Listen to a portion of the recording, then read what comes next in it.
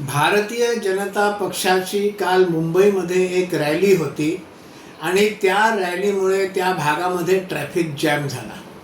या ट्रॅफिक जॅममध्ये खोळंबा झाल्यामुळे एक महिला प्रचंड चिडली आणि ती त्या गर्दीमध्ये घुसली.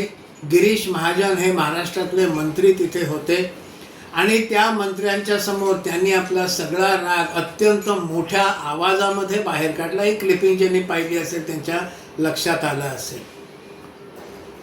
तिथे पोलीस होते, त्या पोलिसांवरही त्या महिलेनं राग काढला आणि मग त्यानंतर मोठ्या प्रमाणावर ट्रोलिंग सुरू झालेलं आहे गिरीश महाजनांचं, महाराष्ट्र शासनाचं, भाजपचं आणि खालच्या पातळीवर हे ट्रोलिंग झालेलं आहे. गिरीश महाजन घाबरले, भाजपाचं सगळं या महिलेनं, एका महिलेनं उलटवून लावलं, फज्जा पाडला वगैरे वगैरे वगैरे वगैरे.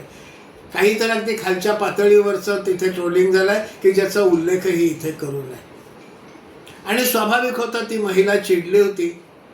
पण मग या ट्रोलर्सना विचारलं पाहिजे, गिरीश महाजनांचं जे वर्तन होतं हे वर्तन कसं होतं? ते संयमानं वागले, त्यांनी त्या महिलेशी वाद घातला नाही. खरं तर ते मंत्री आहेत, त्यांच्या हातात अधिकार आहे. त्यांनी पोलिसला सांगितलं असतं तर पोलिसनी या महिलेला पकडून पोलीस व्हॅनमध्ये कोंबून नेलं असतं, पण तसं काहीही कोणीही केलं नाही. हळूहळू गर्दी निवळली, ट्रॅफिक पूर्ववत सुरू झाला, वातावरण शांत झालं. आता अशा प्रकारचं ममता दीदींसोबत कोणी करू शकलं असतं का?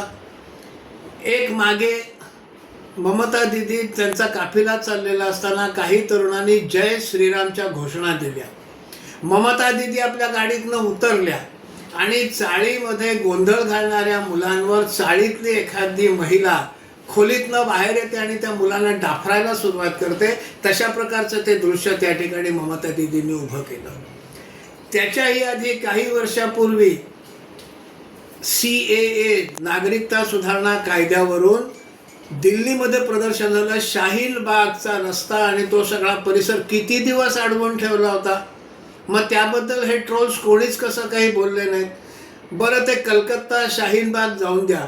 महाराष्ट्रामध्ये उद्धव ठाकरेंचं सरकार असताना केतकी चितळे नावाच्या एका महिलेनं एक कविता समाज माध्यमांवर टाकली.